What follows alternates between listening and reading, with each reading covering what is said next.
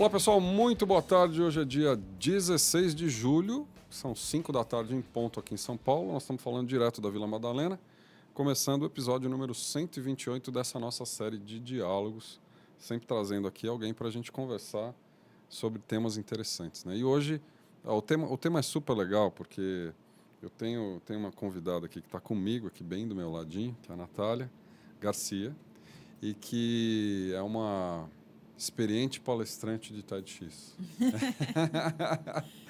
Seja bem-vinda, Natália. Obrigada. Tudo bem? Tudo certinho contigo. Também, tudo ótimo. Queria começar esse nosso bate-papo. Assim, é instigante o tema de hoje, até porque eu acho que ele é de interesse geral das pessoas, de uma maneira, acho que no Brasil até momentaneamente, até mais intenso. Mas no meu interesse pessoal, assim, maiúsculo. Então, eu vou mergulhar nessa conversa aqui com você. Vamos nessa, vamos mergulhar junto. Mas antes eu queria começar trazendo um pouco de você. Quer dizer, quem é a Natália? Conta um pouco de quem é a Natália, para mim e para as pessoas que estão nos ouvindo. Eu sou jornalista, o que significa que a minha especialidade na vida é ouvir e contar história. É isso que eu gosto de fazer, é isso que eu sei fazer, é isso que eu soube fazer desde pequena. E eu percebi em determinado momento da vida... Bom, eu sou a típica paulistana também, além disso, né? Eu, com 18 anos, ganhei o carro dos meus pais e sempre tive uma relação muito protegida com a cidade. Meus deslocamentos sempre foram protegidos. A cidade sempre foi uma enorme superfície de passagem para mim. Quando eu tinha lá meus 24 anos, eu estava cansada de ficar muito tempo dentro do carro, comprei uma bicicleta... E minha relação com a cidade se revolucionou, mudou.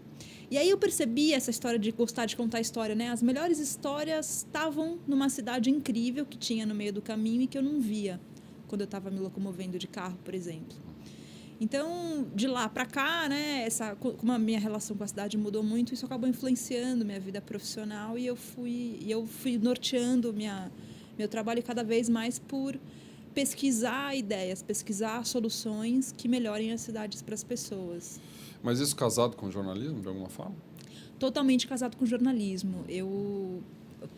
Na época que eu comecei a andar de bicicleta, eu trabalhava na Editora Abril, num site que não tinha exatamente relação com isso, e um tempo depois eu pedi demissão, porque eu queria me dedicar a pesquisar cidades, a entender por que o planejamento urbano tinha moldado uma cidade que era tão ruim, que é a cidade de São Paulo. E ao mesmo tempo, por que todos os aspectos tão bons da cidade estavam tão invisíveis para grande parte das pessoas? Por que tanta gente estava sem perceber a cidade incrível que tinha no meio do caminho? Então, eu fui trabalhando como freela nessa área até ter a ideia de criar um projeto chamado Cidades para Pessoas. E com esse projeto, eu, ao lado de uma artista plástica, que é a Juliana Russo, nós percorremos, então, 12 cidades pelo mundo, em busca de ideias que melhorem as cidades para as pessoas. Ou seja, vocês estão vendo aí o site, né, do projeto. Você saiu viajando? Eu saí viajando. Bom, o projeto foi eu tive a ideia, daí eu fui atrás de financiamento. E essa foi a parte legal da história, porque ele podia ter sido um projeto grande, vinculado a uma marca da grande imprensa, ser financiado de um jeito tradicional, mas não foi assim. Ele foi financiado por crowdfunding, que é um sistema de financiamento em que qualquer pessoa pode tirar dinheiro do próprio bolso para apostar num projeto. Então, o projeto nasceu porque 300 pessoas tiraram dinheiro do próprio bolso e financiaram uma viagem que eu fiz pelo mundo, acreditaram no meu trabalho, queriam saber mais sobre o que melhora as cidades para as pessoas. Que ano foi isso? Isso foi em 2011. O primeiro financiamento saiu em março de 2011 e eu fui viajar em maio, 2 meses depois. E aí, quando você abriu essa história do crowdfunding, você simplesmente disse que você ia fazer isso, que você ia sair, viajar às cidades e trazer o que você achasse de melhor, né, nessa perspectiva de cidades para as pessoas. Exatamente. Tem um videozinho, na época tinha um videozinho lá no site do Catarse em que eu explicava isso. É provável que você também, como eu, se sinta oprimido pela sua cidade, entenda que a cidade está cheia de problemas. E eu estou indo atrás de soluções para eles. Eu quero viajar o mundo para entender o que a gente pode fazer para melhorar nossas cidades. Então, esse era mais ou menos o discurso. E aí era isso que eu dizia. Então, claro que nem todo mundo compactuava. Tinha gente que falava, pô, eu não vou financiar o seu mochilão. Não entendia o que eu estava fazendo, né? Até porque esse modelo de financiamento era muito novo. Então, demorou mais ou menos uns 2 meses e aí eu consegui levantar lá o financiamento necessário para fazer essa primeira viagem. É esse cara aqui? Exatamente, é esse vídeo aí. Olha que legal, cara. Posso tocar um pedacinho dele? Pode. Vamos ver. Quantas vezes você não demorou para chegar a algum lugar por causa do trânsito? Ou ficou a mais no trabalho para evitar congestionamento? Ou pior, ficou em casa um lindo sábado de sol porque até achar lugar para estacionar o carro? Eu não sei você, mas todos os dias eu penso que eu queria uma cidade melhor para mim. Eu sou jornalista. Me formei pela faculdade Casper Libero e já trabalhei no Terra, na Band News FM, na Editora Abril, no Estadão. Mas o evento mais importante da minha carreira foi a compra da Charlotte, minha bicicleta. Com ela eu deixei de ficar parada no trânsito. Meus deslocamentos viraram passeios e eu conheço gente nova quase todo dia. Claro que eu também passo por uma porção de perrengues, mas a minha relação com a minha cidade melhorou muito. Agora, São Paulo em si continua a mesma. Até porque melhorar a cidade já fica mais difícil, né? Peraí, será que é tão difícil assim? If we take a closer look at Copenhagen, the first pedestrian street was made already in 1962, and that was one of the first major pedestrianization schemes in Europe. That was sort of at the very beginning of the whole movement of taking interest in public space, right here in Copenhagen. And there was a furious public debate. It would never work in Denmark. We are Danes, we are not Italians. We will not come out, we will not walk. We have no tradition for urban life and whatever. And all the businesses would go broke. Que legal isso aqui. Quer dizer, com esse pequeno vídeo de 3, 4 minutos que a gente está tocando aqui, mas você pode vê-lo no Catarse, ele está publicado lá nos projetos, nos projetos da Natália. Você financiou essa tua jornada. Exatamente. Esse cara aí que está falando no vídeo é o Jangel. Ele é um urbanista dinamarquês que cunhou esse termo, né? Cidades para pessoas. Ele tem, inclusive, um livro chamado Cities for People e ele permitiu que eu usasse esse nome em português para fazer o projeto. Ele foi o grande inspirador da história. E aí eu montei esse vídeo contando... Que é esse fulano aqui? É Como é que é? Isso, ele mesmo. Ele mesmo. É o Jangel.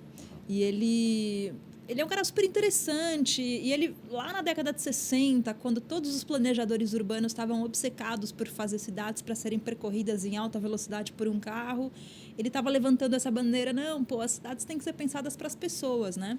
Eu me encantei com o discurso dele, por isso que eu usei ele nesse vídeo explicando o que seria o projeto.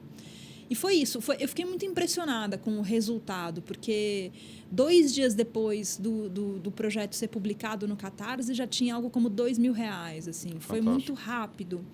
E, na verdade, o meu projeto, Cidades para Pessoas, ele foi lançado junto com o Catarse, lá no comecinho de 2011. Foi um dos primeiros a ser apoiado dessa forma no Brasil, assim. Então, foi uma surpresa muito, muito boa isso ter acontecido. Por que você acha que momento. aconteceu, Natália? As pessoas estão interessadas nesse tema? Estão preocupadas com qualidade de vida na cidade? Eu acho que sim. Eu acho que cada vez mais as pessoas são afetadas pelos problemas das cidades. O Brasil é um país extremamente urbanizado, né? 80% das pessoas vivem em cidades. E grande parte das cidades brasileiras segue um modelo que já colapsou em outros lugares do mundo e que está colapsando em São Paulo, no Rio de Janeiro e em outras metrópoles. Eu acho que os problemas da cidade, eles afetam todo mundo. Alguns mais, outros menos, mas todo mundo é afetado por isso. E, ao mesmo tempo, eu sinto que tem muita gente que gostaria de trabalhar na solução desses problemas, de usar os seus talentos para melhorar a cidade, mas não sabe muito bem como. O que eu sinto que aconteceu com Cidades para Pessoas foi que muita gente falou, pô, eu não sei muito o que fazer para melhorar a minha cidade, mas eu estou vendo que você quer fazer alguma coisa e eu topo te dar um pouco de dinheiro apoio do meu bolso para fazer isso. Então, eu acho que a linha foi meio essa, assim. Agora, você criou o crowdfunding aqui no Catarse, ele deu o resultado que você queria, você arrecadou a sua meta aqui de R$25 mil, foi viajar e trouxe um compilado desse aprendizado no blog, no site cidadesparapessoas.com, que é esse aqui que a gente está mostrando aqui. Exatamente. Ou seja, o teu compilado de aprendizagem daquilo que você viu está hoje no site? Também, né?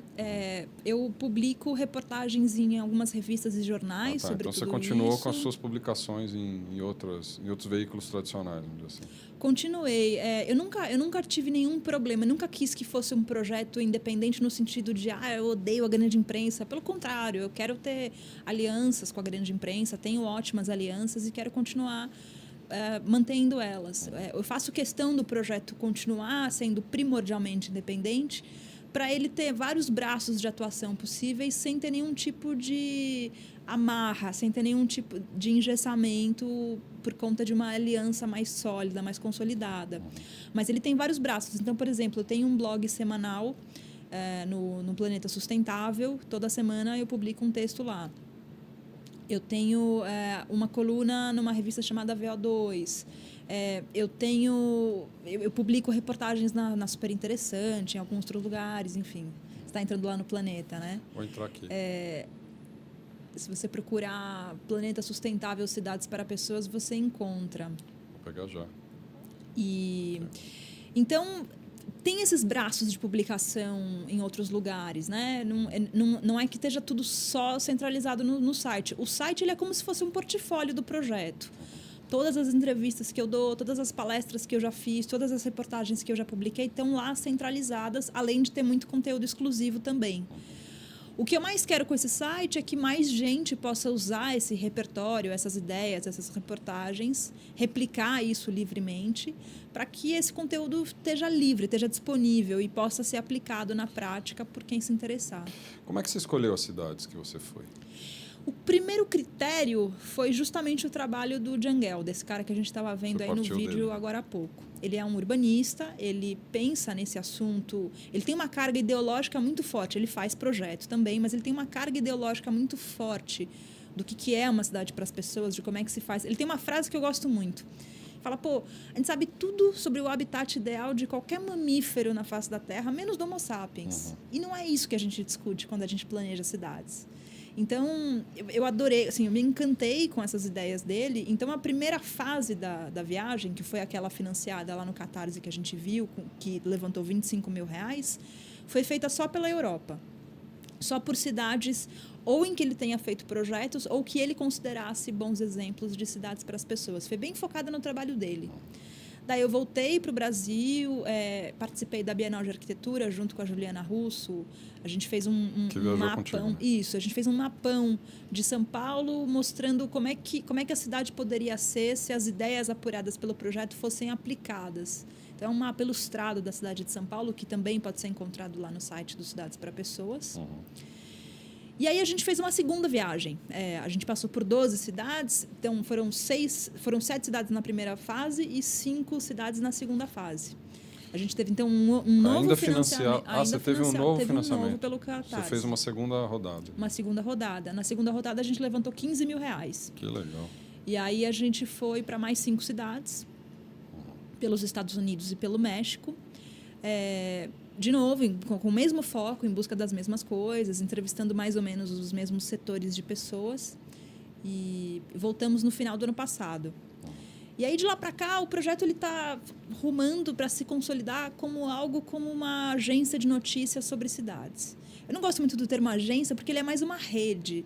Ele tem um modelo de negócio, eu ganho dinheiro com um projeto, mas o centro disso não é ser uma agência no sentido lucrativo, industrial da coisa. É mais ser uma rede de conteúdo que tem um braço de material didático, um braço de reportagem, um braço de coluna, um braço de palestra, um braço de consultoria. A gente faz consultoria para algumas prefeituras e para alguns projetos de grandes empresas. Acho que o projeto, o objetivo central hoje é fazer conexões, é espalhar repertório e fazer conexões entre quem possa moldar cidades melhores. Dá para dizer que cidades para as pessoas virou uma empresa ou não? É uma empresa. Juridicamente é uma empresa. É uma empresa, emite nota fiscal, tem o contador e tudo. Aliás, foi tão difícil explicar para o meu contador que 300 pessoas tinham me doado dinheiro para... Quando ele foi declarar meu imposto de renda, ele ficou doido. Isso não está na biblioteca dos contadores, né? Pois é, mas isso é uma coisa interessante, eu acho. A gente tá num momento do mundo, e isso tem muito a ver com as cidades, em que os caminhos estão se reinventando, em que o repertório está crescendo. Quando eu vou tentar explicar para o meu contador que eu levantei dinheiro assim, ele não entende. E o trabalho está se reinventando, o jeito de usar a cidade está se reinventando. E é nisso que a gente está interessada. É em contar essa nova história, não reclamar da história velha. Então, isso é um momento ótimo para a gente entrar nesse tema, né? Com tanta gente na rua se manifestando e tal. Você está fazendo coisas, né? Diferente, eu acho que de um manifesto. Porque é fácil sair criticando a cidade, criticando o trânsito, criticando o governo, criticando os 20 centavos do transporte, criticando... Tá bom, é lícito, todo mundo pode reclamar, eu não tenho nada contra. A gente tem uma série aqui que está analisando já há 4 semanas esses episódios, né?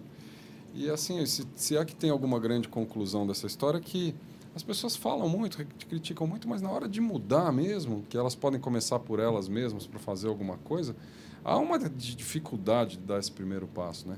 E o teu primeiro passo foi super arrojado, porque você falou, não, peraí, eu vou ver o que tem no mundo aí. Me ajudem. Quem quiser me ajudar, me ajude. E tem um monte de gente que te ajudou aqui, pô. Como é que é essa história de fazer, né? Fazer, protagonizar a mudança, né? Como é que você vê isso? Pô, eu entendo. Eu acho que é difícil ser protagonista da própria vida. Quer dizer, eu não estou dizendo que eu sinta essa dificuldade, mas não é uma coisa fácil. A gente vive numa lógica de mundo que foi moldada pela Revolução Industrial, foi moldada por uma lógica que diz que só tem um caminho possível para você ser bem-sucedido na vida. Só tem uma maneira possível, ou tem poucas maneiras possíveis.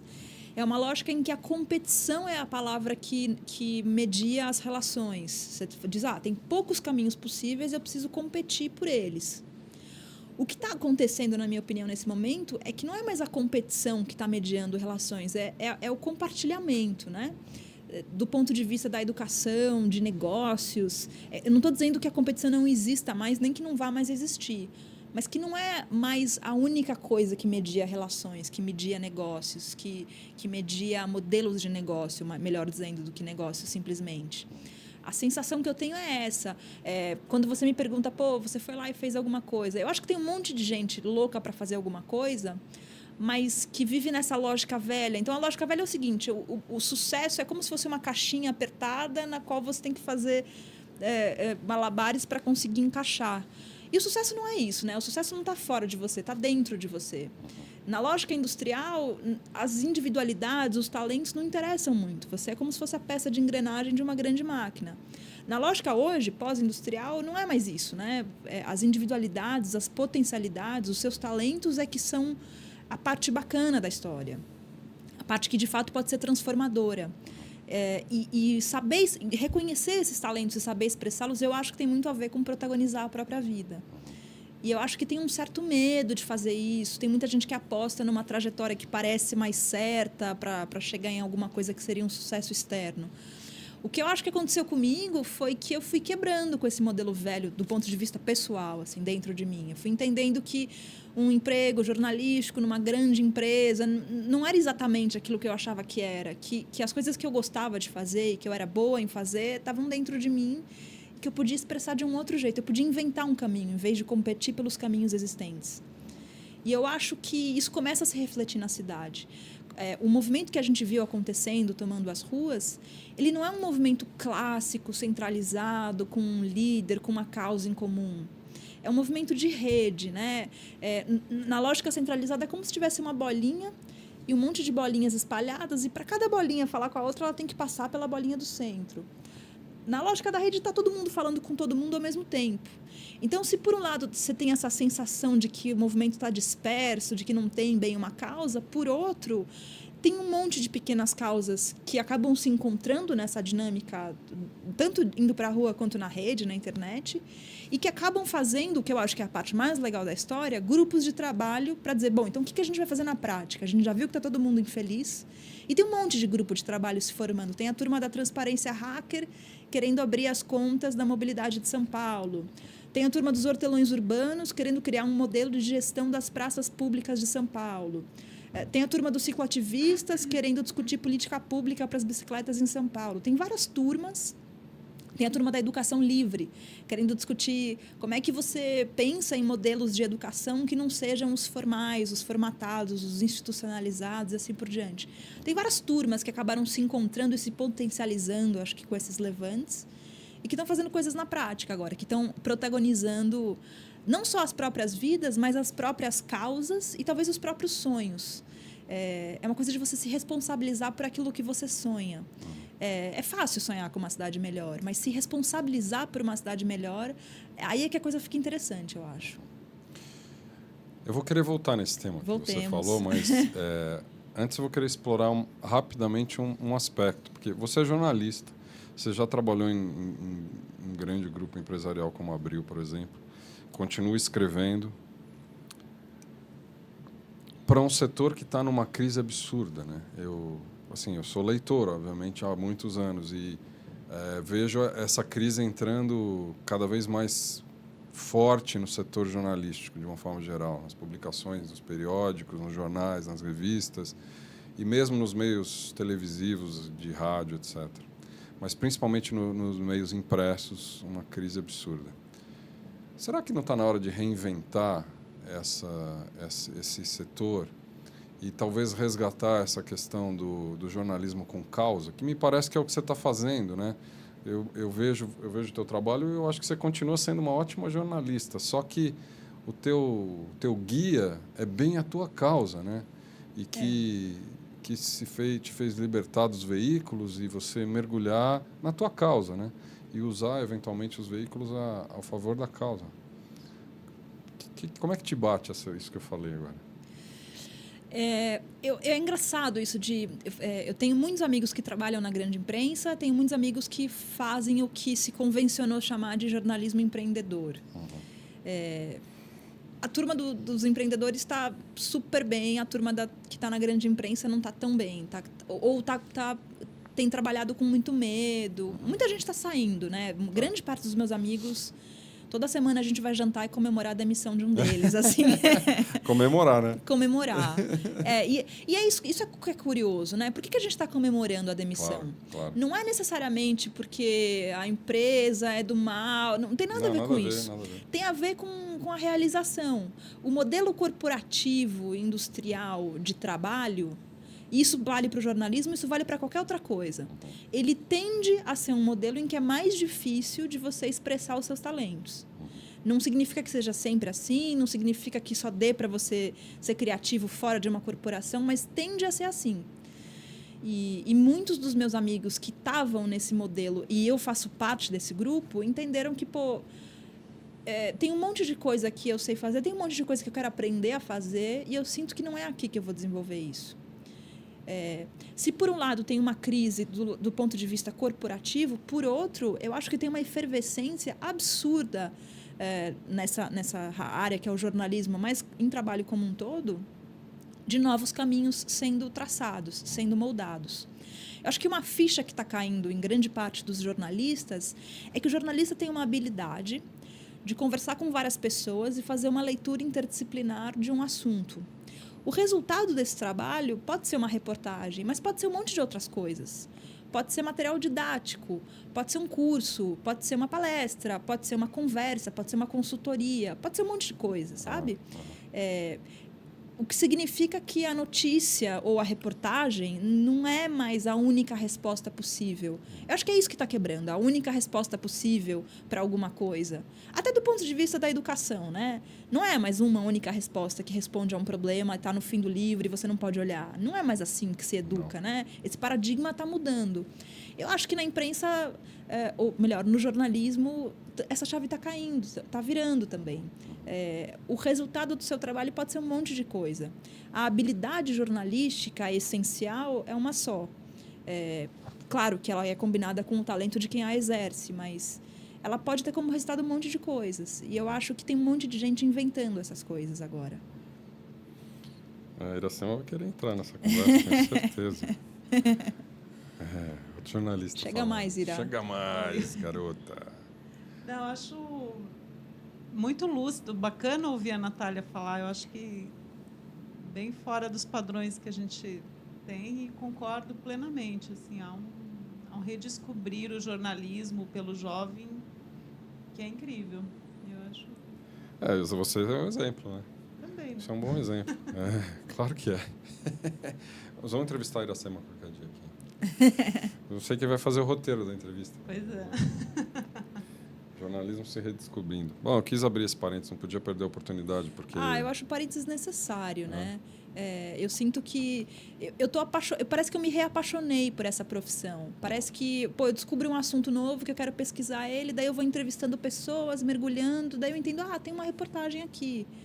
E, ao mesmo tempo, isso está alimentando as palestras que eu faço, ao mesmo tempo, isso acrescenta nos posts que eu faço das colunas fixas. Eu acho que é possível se reapaixonar pela profissão que você escolheu, aprendendo a acessar e expressar seus talentos. Voltando à cidade. Voltemos. Nós vamos voltar nesse tema ainda. A gente ainda vai mergulhar mais nesse tema qualquer dia. Aí você volta aqui e a gente vai discutir, Natália. Mas voltando às cidades, o que você aprendeu nas suas viagens? O que é um bom espaço urbano, uma boa cidade? Que boas práticas dá para você destacar aqui de bate-pronto, assim, para a gente, de tudo que você compilou nessa jornada? Toda vez que eu ouço essa pergunta, tenho vontade de morrer, né? Pô, é tanta coisa... Não, desculpe, não estou dizendo isso. É claro que... Eu não quero matar você, de jeito nenhum. Não tenho a menor intenção. Não, eu digo isso, quero morrer, porque é tão difícil de escolher caminhos, de escolher a resposta, né? Eu acho que tem vários pontos de vista que melhoram a cidade. Você tem um olhar sobre o que é um bom espaço urbano, um bom espaço público, e como é que você faz para moldá-lo. Mas acho que tem algumas questões que são centrais, né? Uma delas é que, em todas as cidades que a gente passou, a gente percebeu que tem gente hackeando as cidades. Hackear é inventar um caminho novo para chegar em algum lugar. Pode ser o cofre de um banco, pode ser um site de uma grande corporação e pode ser a gestão da cidade. Tem um monte de gente inventando projetos, inventando maneiras de ocupar os espaços públicos que modificam esses espaços, que modificam algumas vezes até a gestão da cidade. Vou te dar um exemplo prático disso. Na cidade de São Francisco, um grupo de ativistas começou a fazer ocupações criativas de alguns espaços públicos que seriam onde o carro estacionaria, assim, a vaga do carro. Começaram a ocupar esse lugar com um tapete de grama sintética, pessoas tocando violão, alguns móveis, para promover uma reflexão. E se esse espaço, em vez de estar a serviço dos carros, estivesse a serviço das pessoas? E daí a Prefeitura de São Francisco achou essa história tão legal que ligou para esses ativistas e falou, vamos fazer um programa permanente para construir estruturas fixas que ocupem esses lugares? E daí eles criaram os parklets, que são estruturas de madeira que ficam onde um carro ficaria estacionado antigamente, geralmente na frente de um café, de um restaurante, de uma livraria, de uma galeria de arte, construídos por esses lugares privados e que são espaços públicos. Então, o café, por exemplo, ele tem lá essa estrutura, ele pode colocar mesa, servir as pessoas, mas aquilo é um espaço público. Se alguém quiser sentar lá e não quiser consumir nada, por exemplo, pode. Esse é um exemplo curioso de como é que uma iniciativa ativista pode trazer à tona o interesse que as pessoas têm na cidade, e esses interesses eles são diversos. E quanto mais o poder público for uma plataforma de conexões entre esses interesses, mais interessante fica a cidade. Eu acho que esse é um exemplo de abertura do poder público para incorporar esses desejos que as pessoas têm para a cidade onde moram. Tem outros exemplos assim ligados a medir como é que as pessoas usam a cidade. Então, no norte da Europa, por exemplo, várias cidades tentam pesquisar qual que é o impacto de você se locomover de carro ou de bicicleta. Eles percebem, por exemplo, que toda vez que você anda de carro, a cidade perde dinheiro. Porque o carro ocupa mais espaço, polui mais, as pessoas demoram mais para chegar, a infraestrutura é mais cara per capita.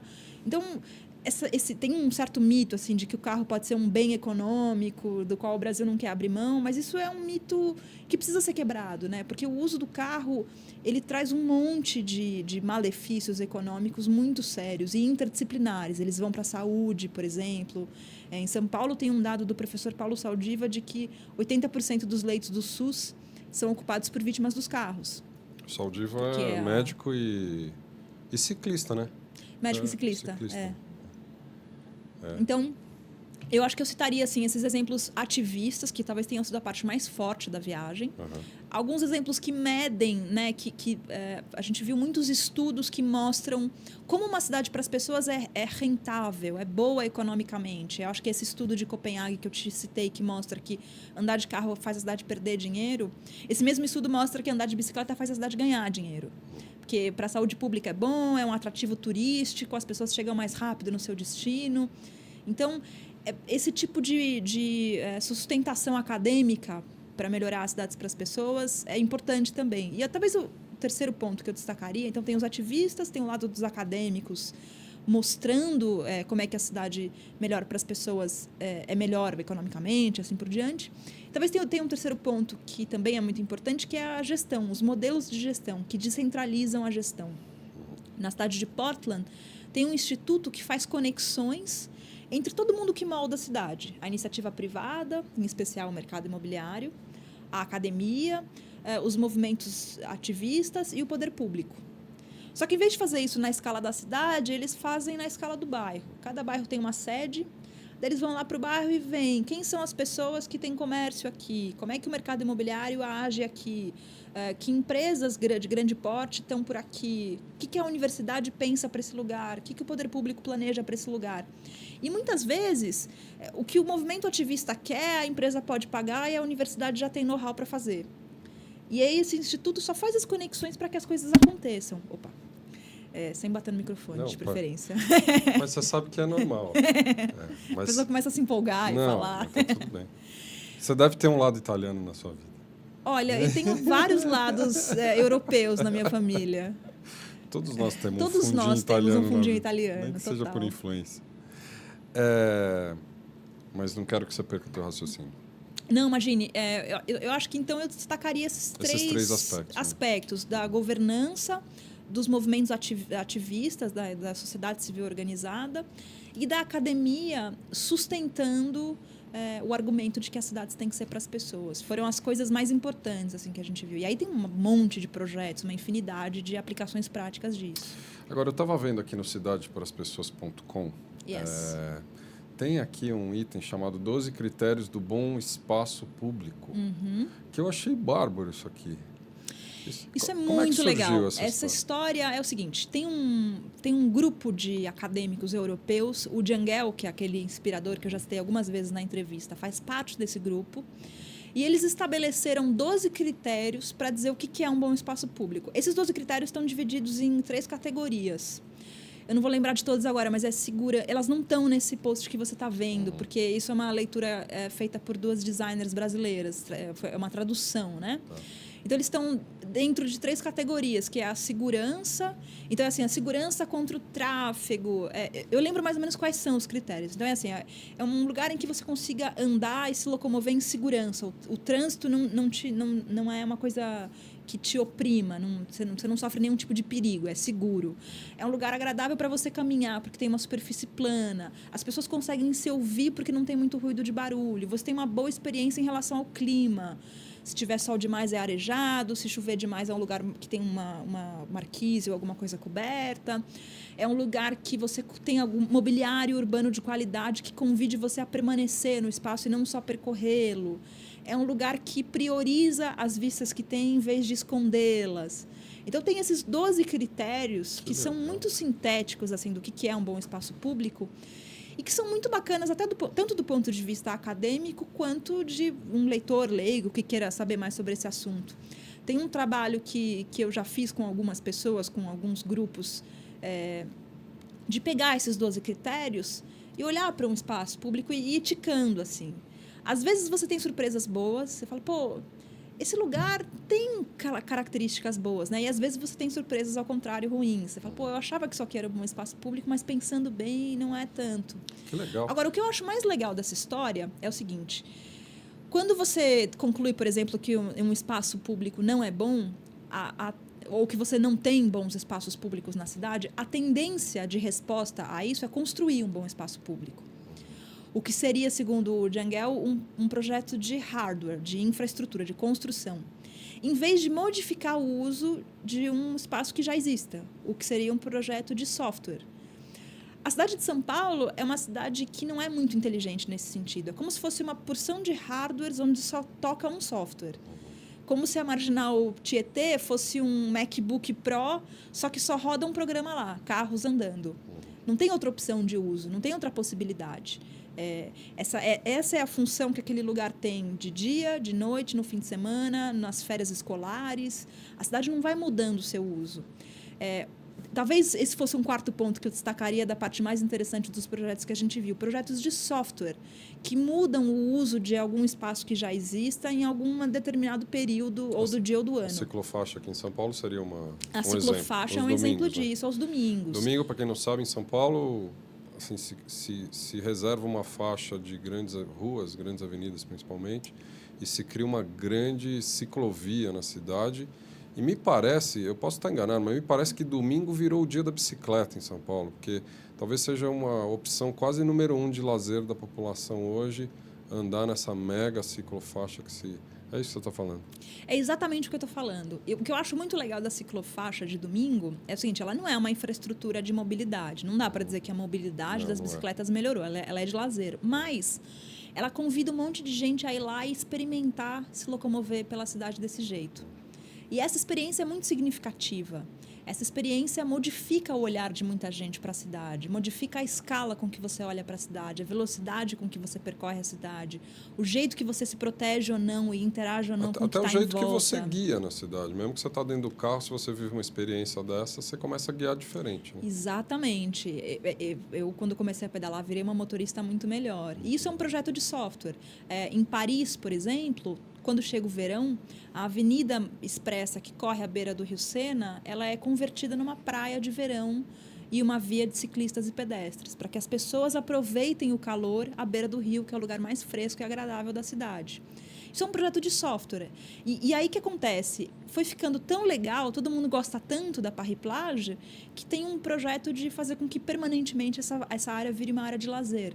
Porque o trânsito também já se reorganizou, as pessoas já estão mais esquematizadas de que no verão não dá, a demanda por deslocamentos de carro já está um pouco menor, o carro já está sendo um meio de transporte que é pouco incentivado pelo poder público em detrimento do transporte público, das bicicletas e assim por diante.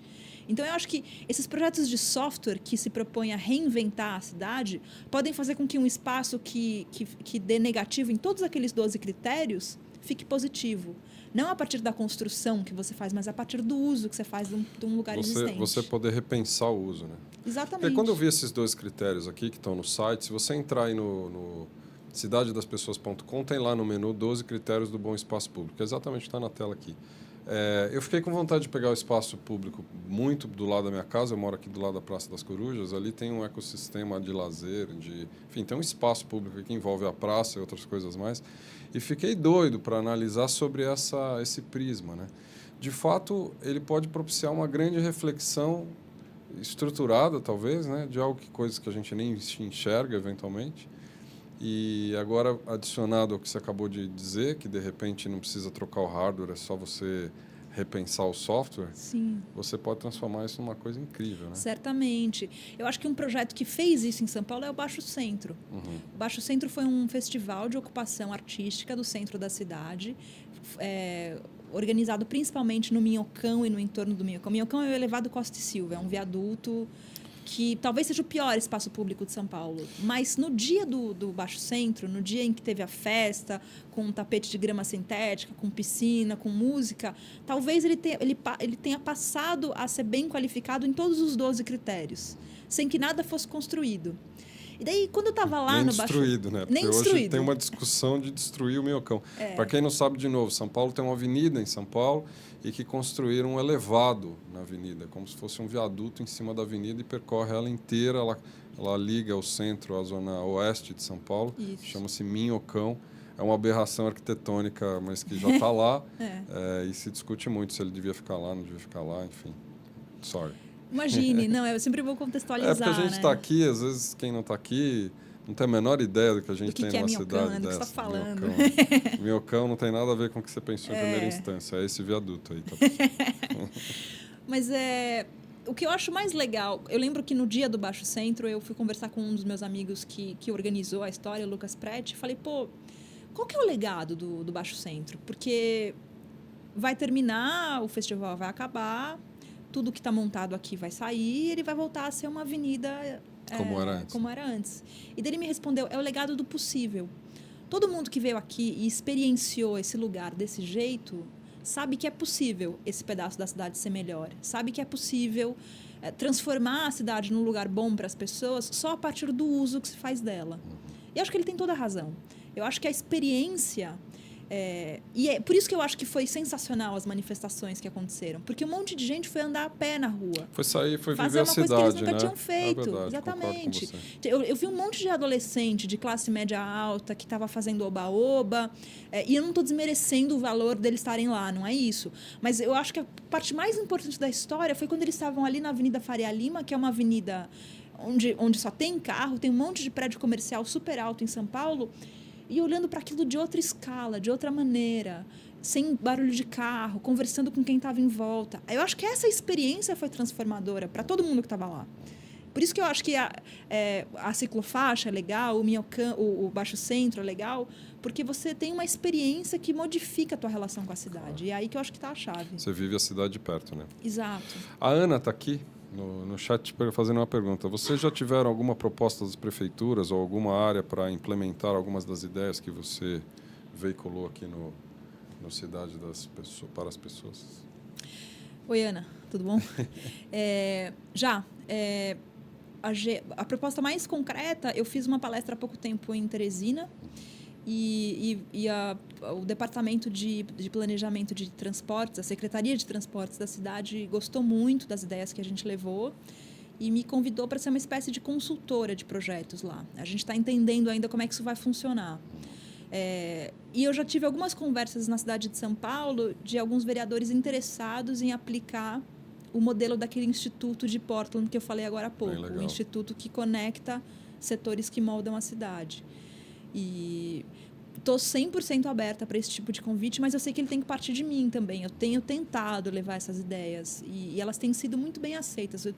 Um setor que assim, impressionantemente está muito aberto para ideias é o setor do mercado imobiliário, que entende que deixa um legado muito ruim na cidade, que no geral... Mas que também tem um discurso de, eu não sei fazer a conta fechar de outro jeito.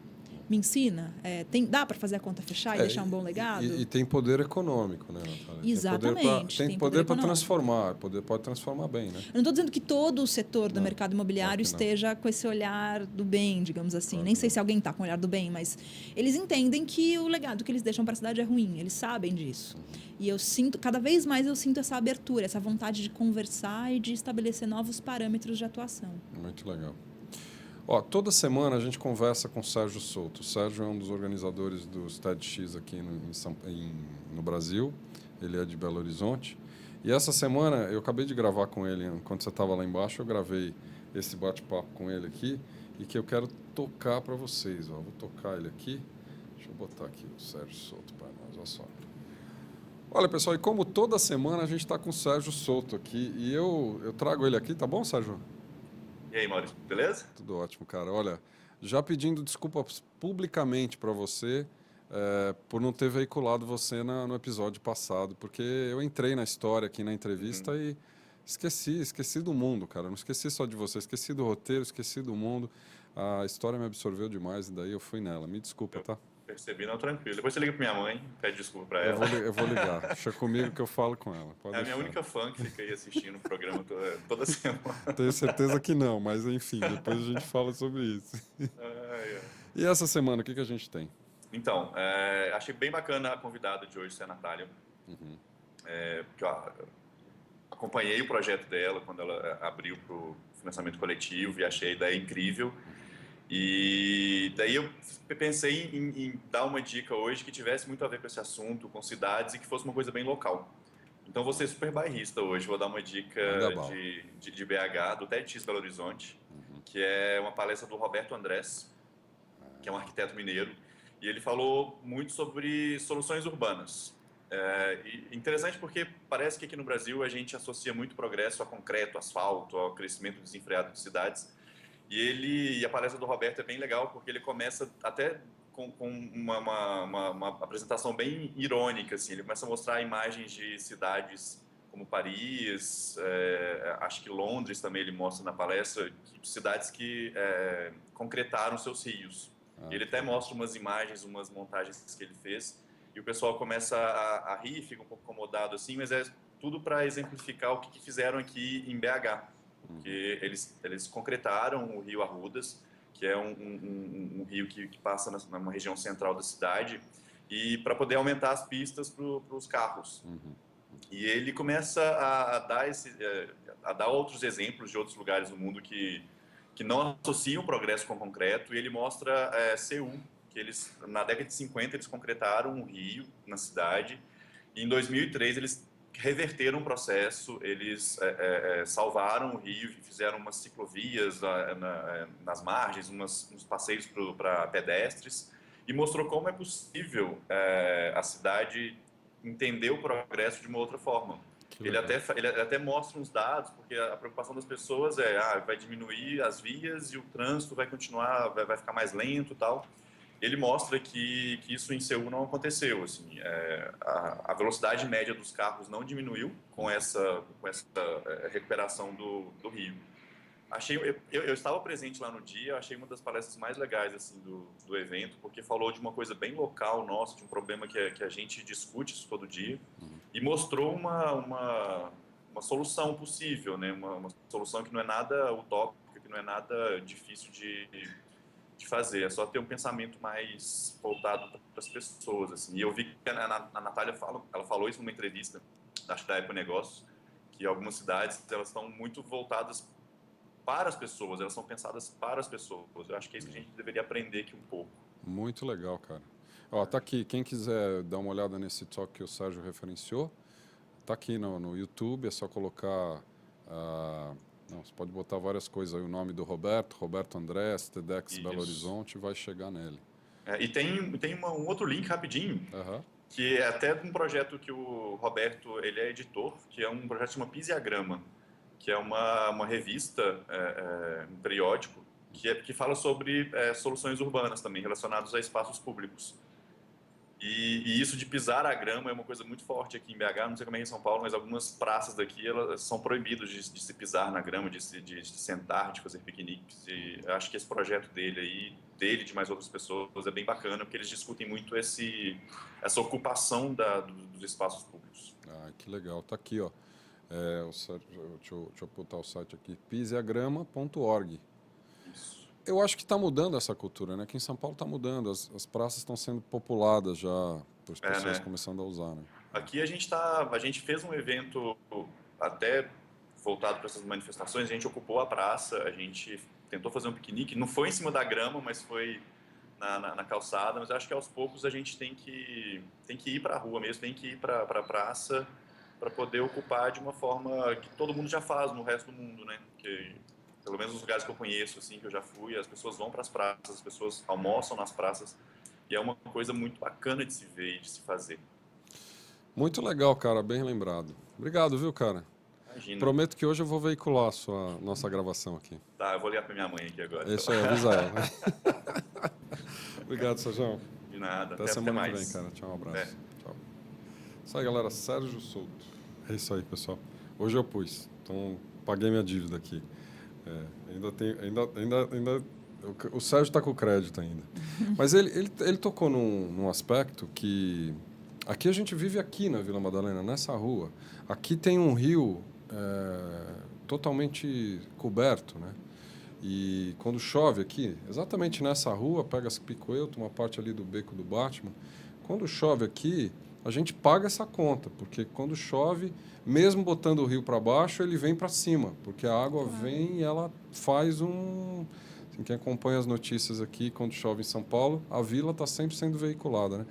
Essas alterações, essas aberrações que a gente faz na cidade, chega uma hora que elas gritam, né? E voltam exatamente contra a gente mesmo, né?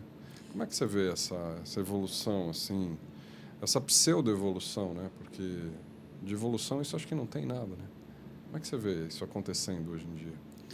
Eu também acho que de evolução isso não tem nada, né? A gente está falando dos rios. São Paulo tem 1.500 quilômetros de rios. o que podia ser um diferencial competitivo, podia ser algo que norteasse o planejamento da cidade, que norteasse a mobilidade da cidade. A gente podia ir de barco do MASP para o Teatro Municipal, pegando o rio que passa pela 9 de Julho, por exemplo, descendo, né, lá de cima do MASP a pé, ou alguma coisa, pegando um barco para o centro. É uma cidade que podia ter sido pensada dentro de outra lógica, promover outros tipos de deslocamentos. Não foi assim. Grande parte dos nossos rios está correndo debaixo do asfalto e muitas vezes, quando a gente vê enchentes e alagamentos, não é que choveu demais, é que o rio está subindo. E a gente vê os políticos falando, choveu acima da média. Pô, então arruma média, porque todo ano tem os mesmos lugares estão enchendo, né? E o problema é esse, é o modelo que a gente escolheu para urbanizar a cidade. Eu acho que essa chave começa a virar mais fora do Brasil do que dentro. Eu acho que a gente ainda associa muito essa coisa de... Ele falou associar o progresso ao concreto. Eu acho que a gente ainda faz isso. Para mim, o exemplo recente mais emblemático disso é que quando a gente fez uma operação urbana na cidade de São Paulo, no começo dos anos 2000, não vou me lembrar, acho que em 2004... A operação urbana, ela basicamente tem um excedente de dinheiro que tem que ser reaplicado num benefício para a cidade. E o benefício escolhido foi a Ponte Estaiada, que é uma ponte de concreto armado, onde só transitam carros, caríssima, um pretenso cartão postal de São Paulo, que, assim como o Feliciano, não me representa. E, de novo, né, é como se fosse um MacBook Pro onde só roda um software. O único uso possível daquela ponte é você ter um carro e andar de carro em cima dela. O que a cidade está ganhando, né? Do ponto de vista da mobilidade, a cidade só perde, porque quanto mais via para os carros...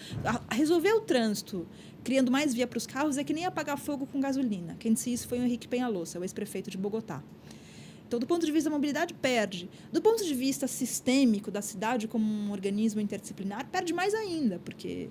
O que você está dando de presente para a cidade? No que você está melhorando a experiência de passar pela cidade? Provavelmente em nada, né? Então, eu acho que esses velhos paradigmas do que é a cidade, de para onde ela tem que ir, precisam mudar. Eu acho que eles começam a mudar. Mas, Natália, será que dá para mudar a gente continuando a apostar em crescimento, em mais gente, em mais carro, em mais via, em mais necessidade de transporte, em mais crescimento, em mais dinheiro, em economia crescendo? Será que... Assim, essa lógica ela não entra na minha cabeça de jeito nenhum. Por mais que eu tente fazer uma conta aqui, ela não fecha de jeito nenhum, porque a gente está sempre falando de mais. Não seria a hora da gente parar e falar de ou mesmo ou de menos e trabalhar na qualidade do que a gente tem e não mais na quantidade? Como é que você vê essa Que bom que você relação? fez essa pergunta.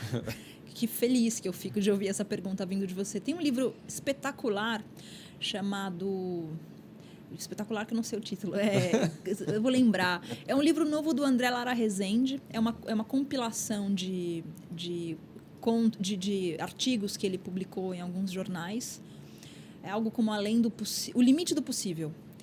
Em que ele justamente abre essa discussão como economista, né? Qual que é o limite? Por que a gente está pautado pelo crescimento? Por que a gente está obcecado pelo crescimento? Faz sentido continuar nessa obsessão? Ele fala o seguinte, a gente teve um período de crescimento cultural, de iluminismo fortíssimo, de recuperação dos clássicos, de desenvolvimento tecnológico, uma efervescência absurda no século XVII. Isso levou à Revolução Industrial, o que fez com que o mundo crescesse muito economicamente. A produção ela foi potencializada, o crescimento foi potencializado, tudo isso explodiu.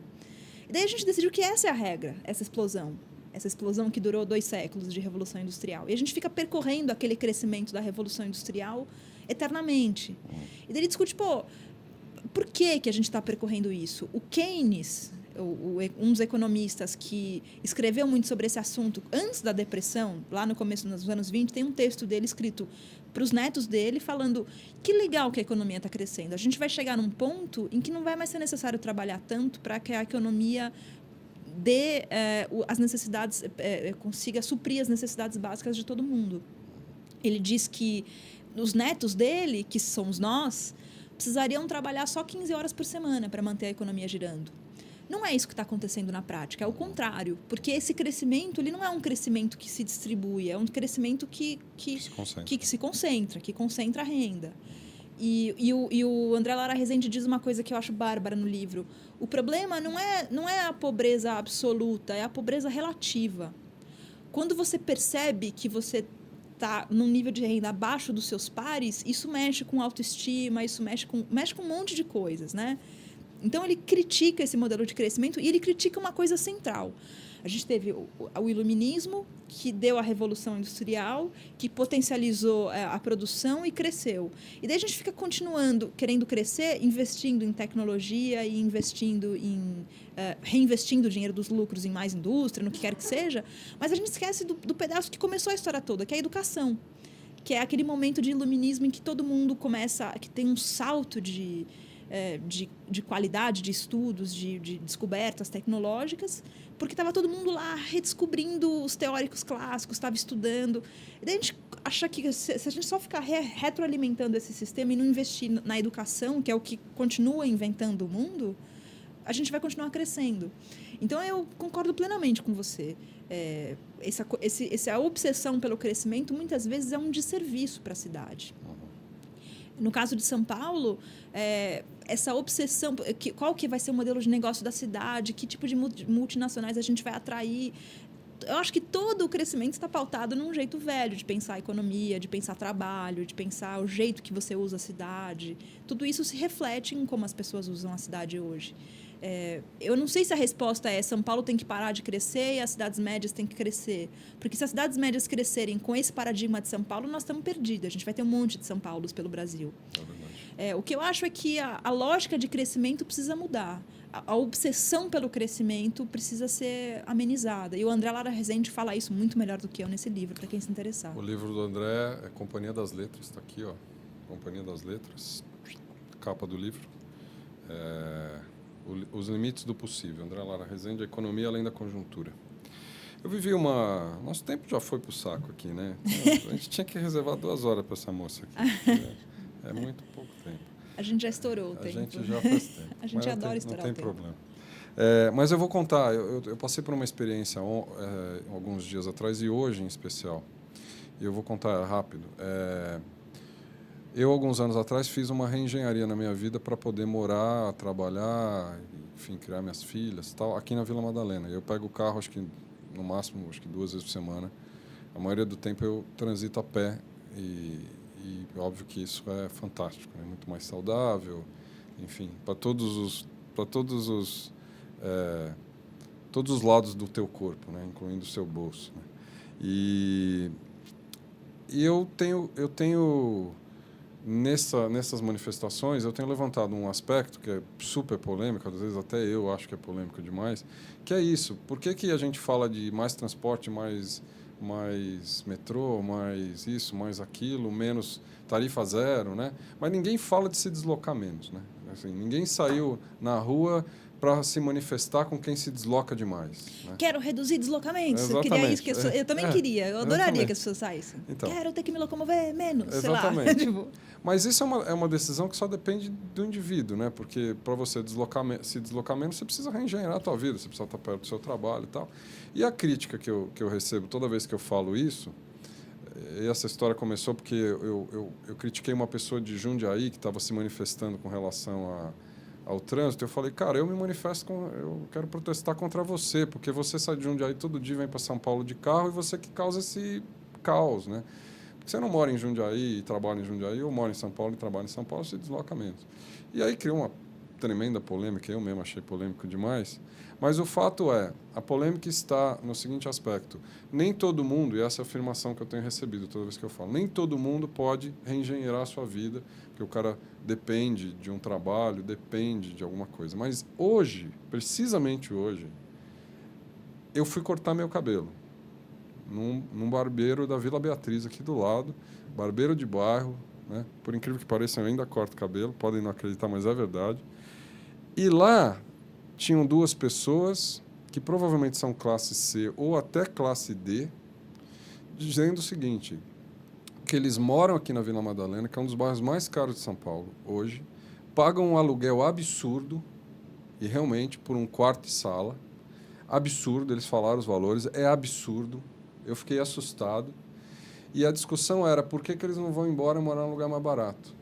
E os dois defendiam exatamente a mesma coisa. Eles disseram, eu não vou morar num lugar mais barato, por mais que eu vá para a periferia e vá pagar 1/3 do aluguel que eu pago aqui, eu não vou mudar porque eu não quero gastar minha vida inteira no trânsito, no transporte público, eu quero ter espaço para estar perto do meu trabalho e eu prefiro trabalhar mais, ganhar mais, gastar mais, mas ficar perto.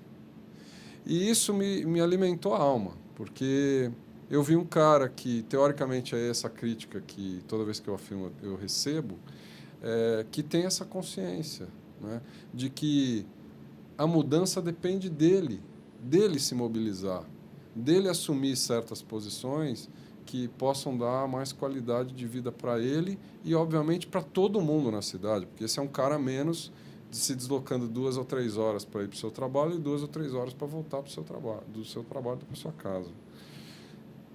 A ação não depende, a mudança não depende da gente, pô. A gente não pode dar um passo e fazer essa mudança efetivamente, ao invés de transferi-la para o governo, transferi-la para outras entidades e ficar implorando para algo acontecer. Não dá para mudar já, dar um passo na tua vida e mudar já.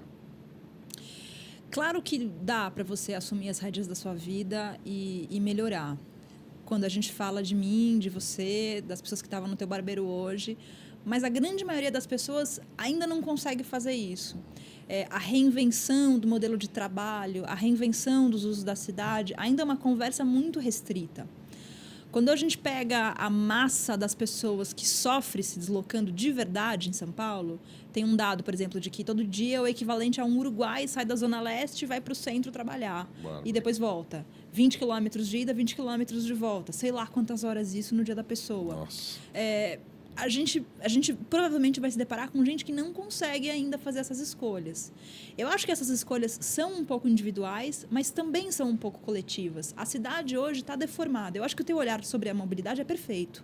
A gente tem que pensar em menos necessidade de deslocamento. A história da tarifa, por exemplo, só um parênteses rápido. Não é que... O problema não é 20 centavos a mais ou a menos. Não é a tarifa que tem que baixar. É o custo São Paulo para que o ônibus opere que tem que baixar. O ônibus, ele disputa espaço com o carro, chega mais atrasado e presta um serviço pior, porque é caro prestar um serviço de transporte público de ônibus em São Paulo. Você reduz isso diminuindo a demanda por deslocamento e diminuindo o uso do carro, restringindo. Mas, quando você me pergunta sobre as opções individuais, eu acho que é uma combinação dos dois. Eu acho que a cidade está deformada, empregos estão concentrados no centro e pessoas estão concentradas morando nas periferias. Precisa haver um olhar de planejamento externo que transforme a cidade num conjunto de centralidades que sejam completas em si mesmas. Vários bairros centrais que tenham empregos, serviços e moradia combinados, acessíveis para um grupo relativamente diverso de pessoas, para melhorar. É claro que eu estou falando do mundo ideal. Claro. Mas eu acho que é uma combinação entre coletivo e individual. Eu acho que a gente tende a achar muito que é a responsabilidade do governo e não se responsabiliza pela própria vida. Nesse ponto, concordo. Mas também acho que é uma armadilha a gente achar que se o cara quiser, ele consegue. Porque, às vezes não é o caso. E quem mais sofre se deslocando é quem menos consegue tomar esse tipo de decisão, claro. Eu sinto. Eu vejo muitos casos nas periferias, por exemplo, de gente que fala, eu prefiro ficar aqui, perto da minha casa, na minha comunidade, trabalhando, do que arrumar um emprego X. Eu vejo vários casos em que as pessoas estão fazendo escolhas individuais para melhorar tanto sua qualidade de vida quanto o seu impacto sobre a cidade. Mas acho que é uma combinação dos dois. Fantástico. Nós precisávamos de mais 1 hora aqui para conversar com você, né? Puxa vida. Já deixa agendado aí. Porque nós não entramos em alguns temas que eu acho que... essa história da reengenharia do trabalho, né, Ira? Como é que a gente reengenharia o trabalho? Eu adoraria entrar nesse assunto, mas não vou conseguir hoje. Mas a gente assume um compromisso com a Natália dela voltar. Ela assume com a gente. Ela assume. Eu assumo, está assumido. Ô, Ira, o que vem pela frente? Então, hoje ainda a gente tem agora às 19 uma conversa com o Fábio Novo, que está lançando um livro que é o Holoplex, que fala um pouco de meditação no mundo moderno, traz uns conceitos bem bacanas. E a gente vai ter um público presencial e um pessoal acompanhando ao vivo. bate-papo, vai ser bem bacana. Muito legal. Ok, então o Fábio Novo vai estar aqui daqui a pouco. Se você estiver com a gente, acompanhe. O livro dele, aliás, está aqui atrás. Já. Exatamente. A gente vai sortear 2 livros, um para o público presencial e um para quem estiver à distância. Yes! Obrigado, viu, Ira? Obrigada, viu, Natália? Foi ótimo. Eu que agradeço, Ira. Obrigada. Foi super bom, Natália. Mas você tem que voltar aqui para a gente falar sobre o que não falamos. Nós nem falamos da sua vida de ciclista. Pô, a minha vida, ela é bastante de ciclista, mas talvez eu encerrasse a história. Tem uma pergunta que sempre me fazem, pô, você é cicloativista? E não, eu não sou. Eu sou ativista da diversidade de possibilidades para se locomover. Eu acho que é um ativismo mais importante. Acho que a bicicleta é uma solução ótima de mobilidade, que é interdisciplinar, que combina a saúde, combina várias coisas, mas não acho que é a prioritária. Acho que a prioritária é o transporte público e os pedestres. Genial. Olha, Natália Garcia está aqui, assim, adorei conversar, obrigado mesmo. Adorei também. Você vai voltar, agradeço. tá? A gente vai falar de reengenharia do trabalho aqui. Combinado. Como é que o trabalho vai se transformar para uma cidade melhor. Tenho vários exemplos para trazer, é só a gente combinar. Então vamos, a gente tem super interesse em conversar sobre isso. Obrigado, viu, Natália, por você ter estado aqui. Eu que agradeço. Super. Obrigado a vocês que estiveram com a gente, as perguntas e, bom, curtam o vídeo e se você quiser, continue com a gente aqui, tá bom? Um grande beijo para todos, até a próxima, beijão.